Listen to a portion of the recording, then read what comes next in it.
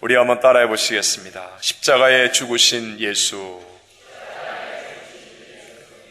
세상에는 여러 심벌들, 즉 상징물들이 있습니다. 모두가 잘 아는 맥도날드 햄버거의 골든아치라고 하는 황금빛 M자 심벌도 있고요. 애플 컴퓨터에 한입 베어먹은 사과 심벌도 있고, 또 전 세계인의 축제인 올림픽의 상징으로는 오륜기가 있듯이 우리 기독교회의 상징물로도 십자가가 있다고 할 수 있습니다. 그런데 놀라운 것은 기독교의 십자가보다 맥도날드의 골든아치 심볼을 알아보는 사람들이 훨씬 더 많다는 것입니다. 기독교 신앙의 본질은 십자가입니다. 십자가 없는 종교는 헛것이라고 말하고 십자가 없이는 면류관도 없다고 말합니다. 성경 고린도전서 1장 18절에도 십자가의 도가 멸망하는 자들에게는 미련한 것이요 구원을 받는 우리에게는 하나님의 능력이라고 말씀하고 있습니다. 이러한 기독교는 적어도 2000여 년의 역사 동안에 수만 아니 그 이상의 헤아릴 수 없이 많은 사람들이 십자가를 증거하기 위해서 목숨을 바쳐 순교하기까지 했습니다. 물론 비교의 대상이 될 수는 없지만 1937년 시작된 맥도날드 햄버거를 위해서 누가 순교하기까지 증거한 사람이 있었겠습니까? 그런데도 맥도날드 햄버거는 하루에 5,400만 이상의 사람들이 찾고 있습니다. 이 지구촌에 살고 있는 사람들이 맥도날드 햄버거의 맛은 아는데 아직까지 십자가에 죽으신 예수 그리스도의 능력은 알지 못하고 있다는 것입니다. 그렇다면 먼저 믿은 우리들을 통해 십자가가 증거되지 못하고 있는 것은 아니겠습니까? 아니, 오늘 주님의 몸된 교회에 나와서 이 예수님의 죽으심을 기념하는 성찬에 참여하며 예배드리는 여러분은 십자가에 죽으신 예수 그리스도에 대해서 얼마나 잘 알고 있습니까? 제가 처음 사역했던 파라과이 델레스테에는 맥도날드 햄버거 체인점이 생기지 못했는데 가장 큰 이유는 도시에 하수도 시설이 잘 되어 있지 않기 때문이라고 했습니다. 맥도날드 체인점이 하나 세워지고 운영되기 위해서도 엄격한 많은 조건들을 갖추어야 하고 지속적이고 체계적인 교육과 우수한 품질 관리가 이루어지고 있는데 과연 오늘날 십자가를 세우고 있는 교회와 성도들은 어떻습니까? 진리는 안다, 모른다로 가야지 다른 것으로 대체시키려고 하면 안 됩니다. 그런데 세상은 자꾸만 다른 것으로 대체시키려고 하지요. 그래서 요즘 누가 그렇게 잔인한 십자가를 강조합니까? 하면서 십자가의 능력을 교회 건물의 크기로 대체시키고 십자가를 지는 직분을 자기 주장의 권력으로 대체시키고 십자가의 은혜가 흘러가야 할 예배를 다른 프로그램이나 사람들이 좋아하는 모임 정도로 대체시키려고 합니다. 그러나 하나님이신 예수님은 자기를 비우시고 이 땅에 오셔서 사람들과 같이 되셨을 뿐만 아니라 자기를 낮추시고 죽기까지 복종하심으로 십자가를 지시고 십자가에서 죽으신 줄로 믿습니다. 그리고 우리들에게도 누구든지 자기 십자가를 지고 나를 따르지 않는 자도 능히 내 제자가 되지 못하리라고 누가복음 14장 27절에 말씀하셨습니다. 오늘 이 귀한 성찬 예배를 드리면서 십자가에 죽으신 예수라는 제목으로 이 시대를 살고 있는 우리들에게 주시는 세 가지의 은혜를 함께 나누고자 합니다. 첫째로 예수님의 십자가는 인류를 구원하시기 위해 죽으신 십자가라는 것입니다. 우리 모두가 다 잘 아는 이런 얘기, 좀 진부해 보이는 것 같지만 그럼에도 불구하고 또 한 번 확실하게 되새겨야 할 얘기입니다. 첫사람 아담과 하와의 범죄 이후에 모든 인류는 다 죄인으로 태어나 사망의 종이 되어 사는 존재가 되었습니다.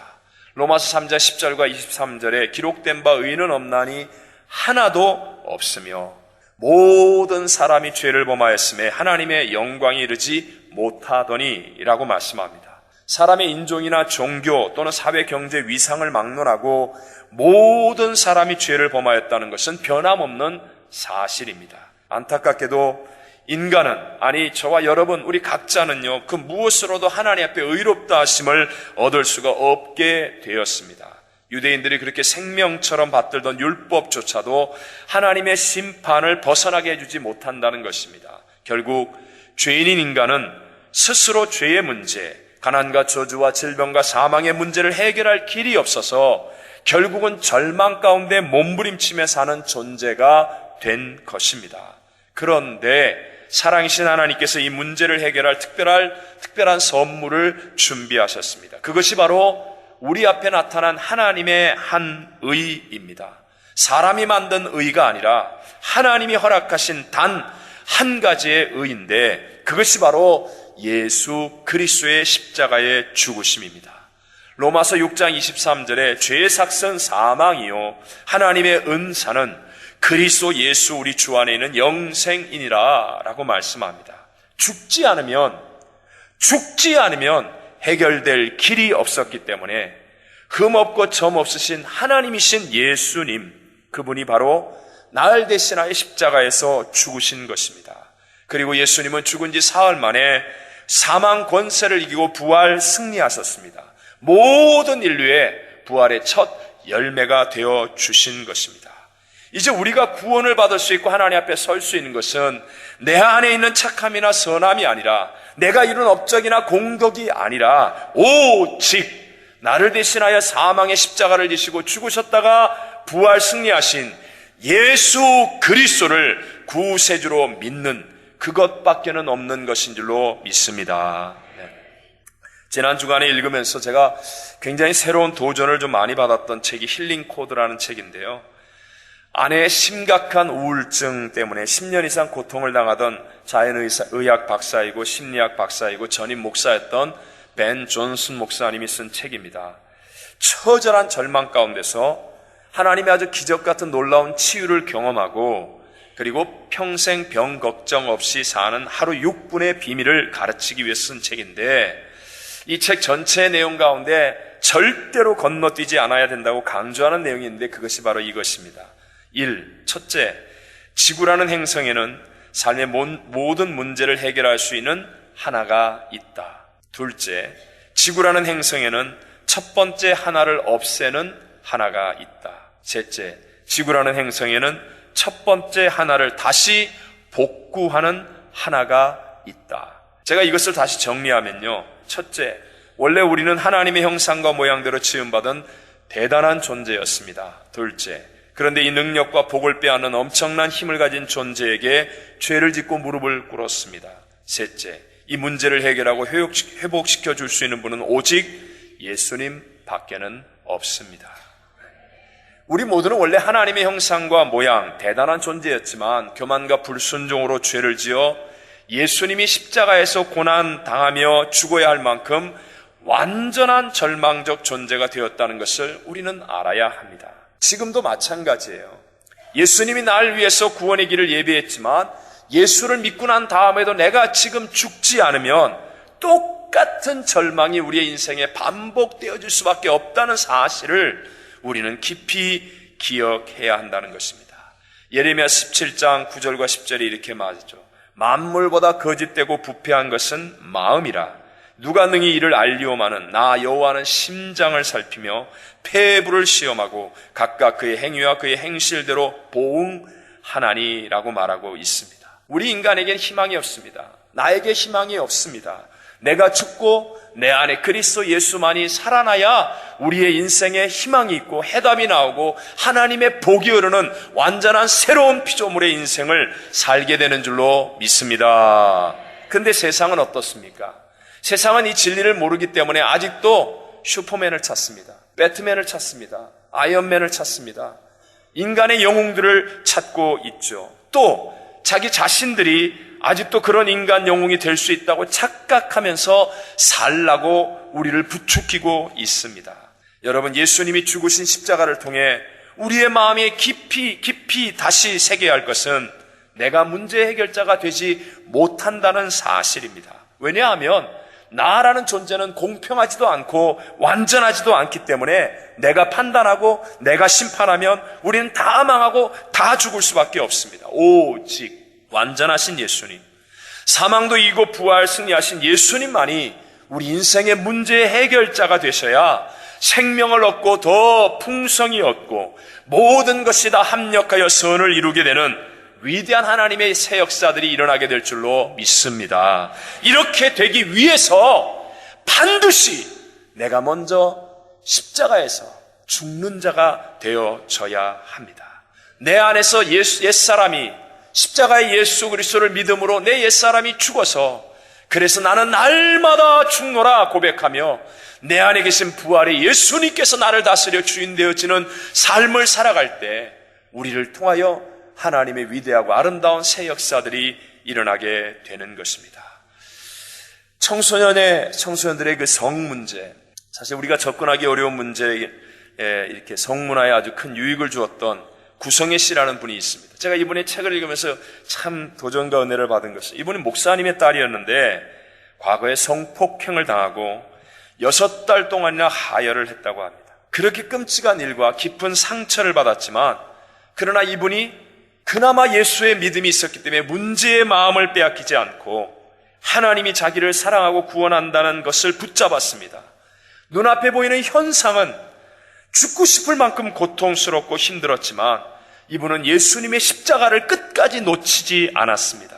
결국 자기도 모르는 십자가의 능력이 자기 자신을 주장하여 주어서 그 고통을 잘 이겨내게 되었고 지금은 아주 훌륭하고 탁월한 상담자가 되어서 어려움 가운데는 많은 사람들, 고통을 당하고 있는 많은 사람들을 누구보다도 잘 도와주고 인도해주는, 그래서 더 귀하게 쓰임받는 사람이 되었다는 것입니다. 우리의 인생의 귀감이요 위대한 승리자인 사도 바울이 고백하지요.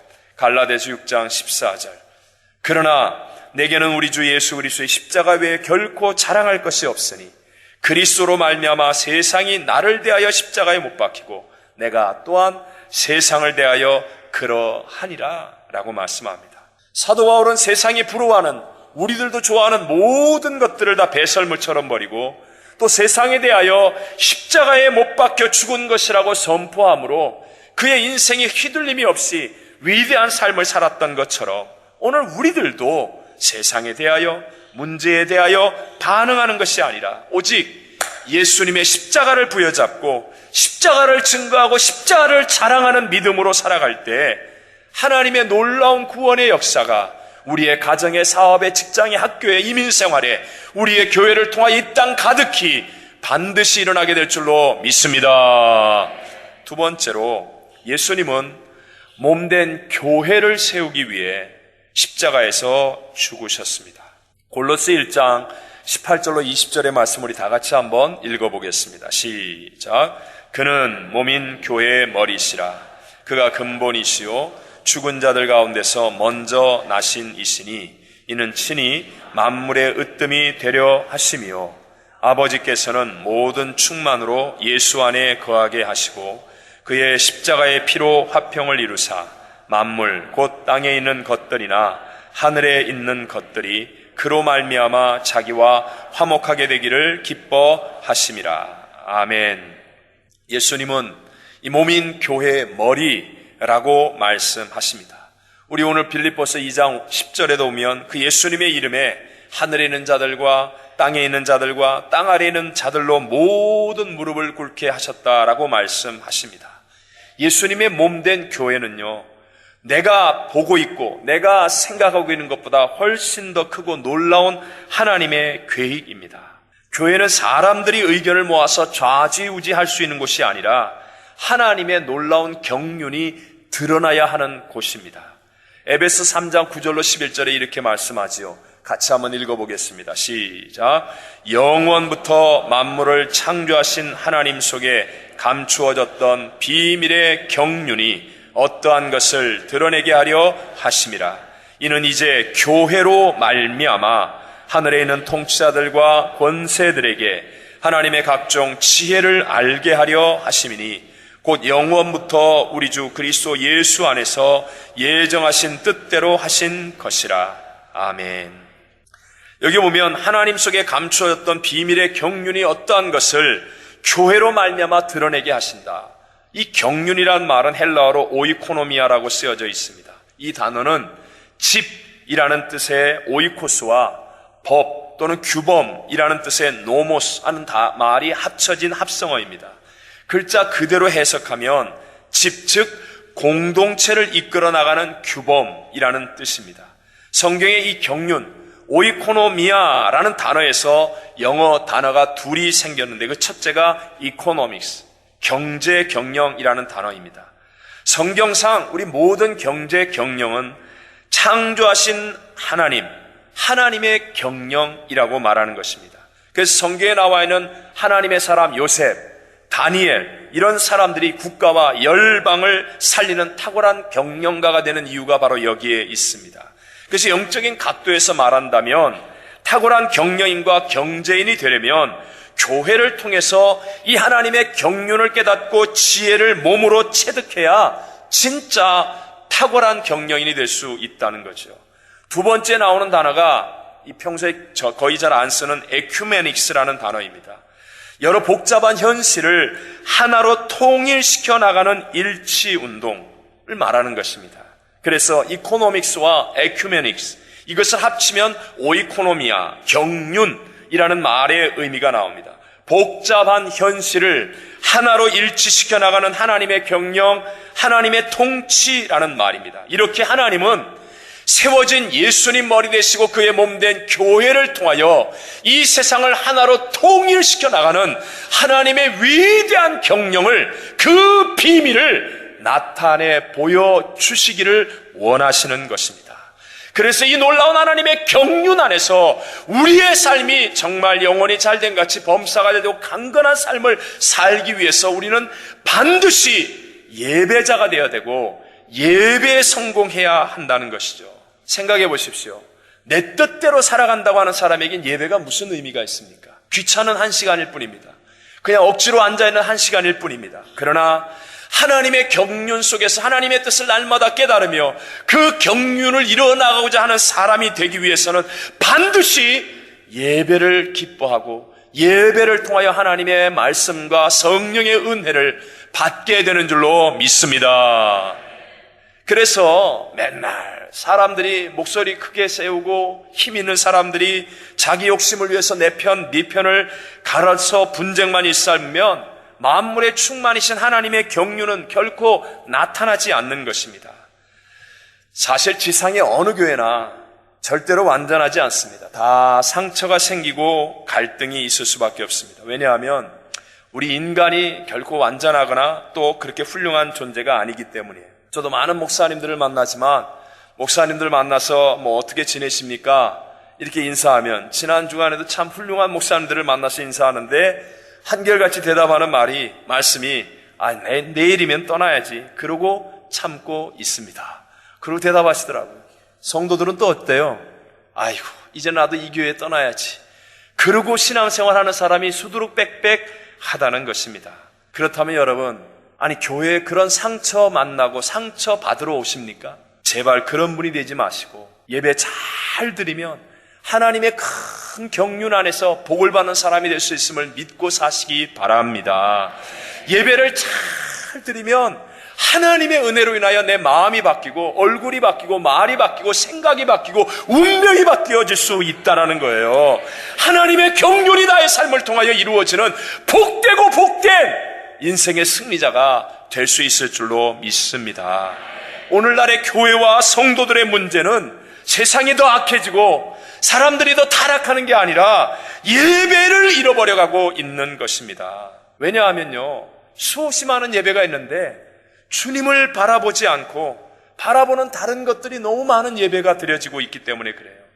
주님을 바라보고 하나님의 음성을 듣고 하나님께 집중해야 되는데 이 하나님께 집중이 안 되고 뭐 다른 것에 이거 잘했다 못했다 어쨌다 저쨌다 엉뚱한 것에 마음을 빼앗기니까, 그러니까 정작 부를 수 있는 노래가 없고 흔들 수 있는 깃발이 없고 목숨을 걸 만한 주제가 없는 거예요.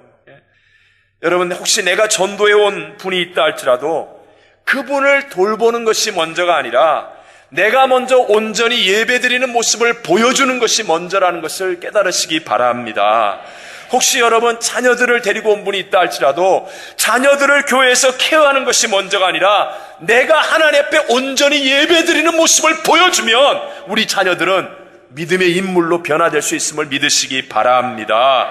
교회에서 세워지는 직분자는 다른 일을 먼저 하는 게 아니라 예배에 빠짐없이 나와 먼저 하나님을 예배하는 예배자의 모습을 보여주게 될 때 하나님의 교회는 건강하고 풍성하고 복되게 성장하고 부흥하고 영광을 나타내게 될 줄로 믿습니다. 요즘에 우리 한국 영화가 많이 뜬다고 그러죠. 1000만 명이 넘는 영화가 만들어지는데 그 영화배우 송강호 씨가 이런 말을 한 것을 읽었는데 제가 참 이렇게 은혜가 되더라고요. 이분이 이렇게 얘기합니다. 1000만 관객을 감동시키는 것과 한 사람을 감동시키는 것은 근본적으로 차이가 없습니다. 저는 굉장히 그 말이 제게 도전과 감동을 주었습니다. 한 분 예수님을 제대로 예배하지 못하면 다른 것도 제대로 할 수 없습니다. 반대로 한 분 예수님을 만족시키는 예배자가 되어지면 다른 것도 잘할 수 있게 될 줄로 믿습니다. 하나님의 경륜을 이루어가는 요셉과 다니엘 같은 사람들이 될 줄로 믿습니다. 마지막 세 번째로요, 예수님은 우리에게 성령님을 보내주시기 위해서 십자가에서 죽으셨습니다. 함께 우리 요한복음 16장 7절을 다 같이 한번 읽어볼까요? 시작. 그러나 내가 너희에게 실상을 말하노니 내가 떠나가는 것이 너희에게 유익이라. 내가 떠나가지 아니하면 보혜사가 너희에게로 오시지 아니할 것이요 가면 내가 그를 너희에게로 보내리니. 아멘. 잘 아시다시피 예수님의 제자들은 예수님을 바라보고 집을 떠났습니다. 직업을 내려놓았습니다. 친구를 떠났습니다. 모든 것을 포기했습니다. 그런데 예수님이 자기들을 떠나가는 것이 유익이라고 말씀하는 이 청천벽력 같은 이 말씀이 도대체 무슨 의미입니까? 예수님이 떠나가셔야만 제자들에게 보혜사 성령님이 임하시기 때문에, 성령님을 보내주실 수 있기 때문에 그것이 더 유익이라고 예수님이 가르쳐주고 계십니다. 실제로 십자가에서 죽으셨다가 부활하신 예수님이 제자들에게 나타나셔서 말씀하시고 행동하는 것이 무엇입니까? 요한복음 20장 22절을 보면 이 말씀을 하시고 그들을 향하여 숨을 내쉬며 이르시되 무엇을 받으라? 성령을 받으라. 성령을 받으라. 그리고 예수님은 다른 대안을 이 세상에 만들어 놓지 않았습니다. 오직 예수님의 제자들 이외에는 다른 대안이 없는데 그 마지막 예수님의 제자들을 놓고 승천하시기 전에 하신 말씀도 사도행전 1장 4절과 5절 같이 한번 읽어보겠습니다. 시작. 사도와 함께 모이사 그들에게 분부하여 이르시되 예루살렘을 떠나지 말고 내게서 들은 바 아버지께서 약속하신 것을 기다리라. 요한은 물로 세례를 베풀었으나 너희는 몇 날이 못되어 성령으로 세례를 받으리라 하셨느니라. 아멘. 십자가에서 죽으신 예수님이 내 구세주가 되신 것을 믿으신다면 여러분은 반드시 예수님이 하신 말씀대로 성령으로 충만하게 되시기를 바랍니다. 네? 요한복음 14장 16절 17절에 예수님이 말하잖아요. 내가 아버지께 구하겠으니 그가 또 다른 보혜사를 너희에게 주사 어떻게 하세요? 영원토록 너희와 함께 있게 하리니 그는 진리의 영이라. 세상은 능히 그를 받지 못하나니 이는 그를 보지도 못하고 알지도 못함이라. 그러나 너희는 그를 아나니 그는 너희와 함께 거하시며 또 뭐라고요? 너희 속에 거하시겠습니다. 어디에? 너희 속에. 다시 한번 나의 어디에? 내 속에. 내 속에.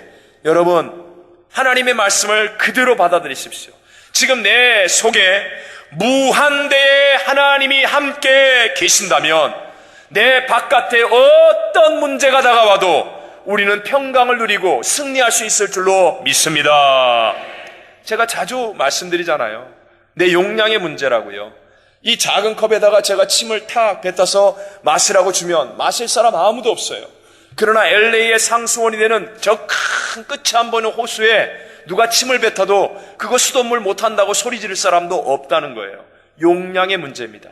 똑같은 1cm의 상처가 바퀴벌레 조그만 새끼한테 1cm면 바퀴벌레 즉사. 그러나 저 커다란 100년 사는 코끼리한테 1cm 상처는 있는지 없는지도 몰라요. 네? 내 용량의 문제라는 거예요. 내 속에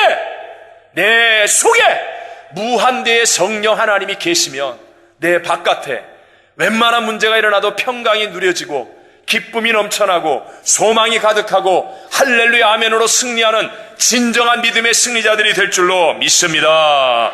그래서 우리 하나님은 우리에게 세상을 먼저 변화시키라고 하지 않았고, 기다리라. 너희 먼저 성령으로 충만해질 때까지 기다리라. 성령으로 충만해지라고 말씀하는 겁니다. 성령이 충만하면 내 믿음의 분량을 따라 권능이 나타나는 거예요. 내가 믿는 믿음만큼 하나님의 역사가 일어나는 것입니다. 제가 이제까지 목회하면서 배운 것은 문제가 아니라 성령으로 충만하지 않은 것이 문제라는 것입니다. 외람되지만 제가 폐병에 걸렸을 때나 또는 차비조차 없는 지독한 어려움 속에 있었을 때나 어떤 대적과 핍박이 와서 교회 문을 닫을 정도까지 됐을 때나 내 안에 성령 하나님이 함께 하시면 정말로 말로 표현할 수 없을 만큼 평강이 있고 감사가 넘쳐나고 기쁨이 있고 소망이 있고 합력하여 선이 될 것이 믿어지면서 오히려 더 하나님과 동행하고 가까워지는 복을 누리게 되더라는 것입니다. 하나님은 기가 막힌 선을 만들어 주심을 제가 이제까지 보아왔습니다. 지금 여러분도 마찬가지예요. 우리가 살면서 때때로 질병이 옵니다. 가정에 문제가 있고 사업에 어려움이 있고 직장생활에 힘듦이 있고 학교생활도 어렵고 정말로 나 혼자밖에 없다고 생각이 들고 외롭고 고독하고 절망 가운데 빠질 때가 있습니다. 그러나 내 속에 성령 하나님이 거하시면, 무한대의 하나님이 내 속에 거하시면 우리의 인생을 바꾸고 운명을 바꾸고 새 역사를 만드는 위대한 하나님의 일들이 일어나게 될 줄로 믿습니다. 제가 늘 마음속에 생각하는 것 중에 하나가 이거예요. 성령으로 충만해야 된다는 겁니다. 우리 성도님들이, 우리 교회가, 여러분 충만이라는 건 뭐죠? 그냥 흘러 넘쳐나는 거예요. 컵에 물이 조금 있으면 흔들어도 물이 잘 넘치지 않지만 물이 가득하면 조금만 톡 건드려도 물이 이렇게 흘러 넘치게 되지 않습니까? 성도가 성령으로 충만하면 오버하지 않아도 된다는 거예요. 그냥 자연스럽게 살아가는 삶이 하나님의 역사가 나타나는 삶이 되는 거예요. 성령으로 충만하지 않으면 난리를 치우고 별의별 짓을 다 해도 그래도 아무 일도 안 일어나는 거예요. 진짜 진리는요, 진실은 오히려 애씀이 없는 것이 진실입니다. 그렇게 살아갈 수 있는 길은 딱 하나입니다. 진리의 영, 성령으로 충만해져야 진실해질 수 있습니다. 성령 충만함이 없이 내가 진실하게 살 수 있다는 말은 거짓말과 같습니다. 여러분, 내 잔이 넘치나이다 고백했던 다윗이 그냥 일상의 삶을 살아감을 통하여 하나님의 마음에 합한 자가 되지 않습니까? 밖에서 아버지의 양을 치는 것이 오히려 하나님의 마음에 합한 것이 되지 않습니까? 왕의 칼과 투구와 창이 아니라 그냥 평소에 사용하는 물맷돌을 던지는 것이 하나님의 영광을 나타내는 일이 되지 않습니까? 왜요? 자기 속에 하나님의 성령이 충만하니까, 내 잔이 넘치는 삶이 되니까. 오늘 우리도 성령으로 충만하면 애씀과 무리함이 없이 그냥 살아가는 거예요. 그냥 살아가는 일상의 삶 속에서도 하나님의 영광이 나타날 수 있고 하나님의 복된 열매가 맺어질 수 있다는 사실을 믿게 되시기를 바랍니다. 폴란드의 사회주의 정권이 무너지기 전의 일입니다. 당시 폴란드의 수상 야루젤스키 정부는 공장과 병원 등 공공 건물에 있는 십자가를 비롯해서 학교 교실에 있는 십자가까지 모두 떼도록 지시를 내렸습니다. 그러자 폴란드의 교회들은 십자가 금지령을 비난했고 국민들의 분노와 함성은 전국 각지로 번져가 나갔습니다. 결국 정부는 한 걸음 물러서서 문자로는 그런 내용을 남기지만 학교 교실에 십자가를 떼도록 강요하지는 않겠다는 선에서 타협을 제시했습니다. 그런데 가르볼린이라고 하는 지역의 학교 행정을 책임지고 있는 어느 열렬한 공산당원은 법은 법이라고 하면서 그 조그만 동네에 20년 동안 교실에 설치되어 있던 십자가 7개를 모두 떼어버렸습니다. 며칠 뒤 여러 명의 학부모들이 학교로 몰려와서 더 많은 수의 십자가를 매달았습니다. 공산당원은 또다시 그 십자가를 떼어냈고 다음 날 600명의 학생들 가운데 3분의 2가 항의에 나섰습니다. 중무장한 경찰들이 즉시 진압에 나섰고 학생들은 십자가를 높이 들고 거리 행진에 들어갔습니다. 항의를 지지하기 위해 마련한 기도회에는 부근의 교회 교인들과 학생들 2,500명이 순식간에 참석했습니다. 경찰들은 기도회가 열리고 있는 교회를 에워쌌습니다.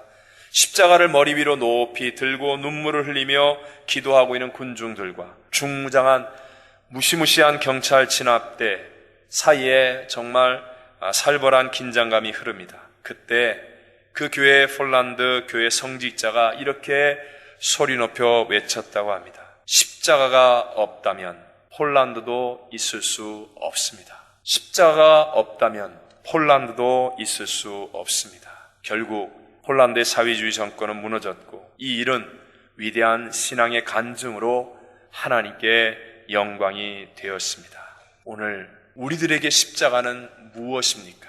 예수님의 십자가는, 오늘 성찬을 대하는 예수님의 이 십자가는 모든 인류를 구원하기 위해 죽으신 십자가입니다. 내 힘이 아니라 십자가의 능력으로 살라고, 나로 하여금 잠깐 기절했다가 다시 일어나는 사람이 아니라 날마다 죽고 내 안에 예수가 사는 사람이 되라고 우리에게 깨우쳐 주신 십자가입니다. 예수님은 하나님의 경륜을 이룰 몸된 교회를 세우시기 위해서 십자가에서 죽으셨습니다. 그리고 예수님이 십자가에서 죽으신 우리에게 성령 하나님을 보내어 주셨습니다.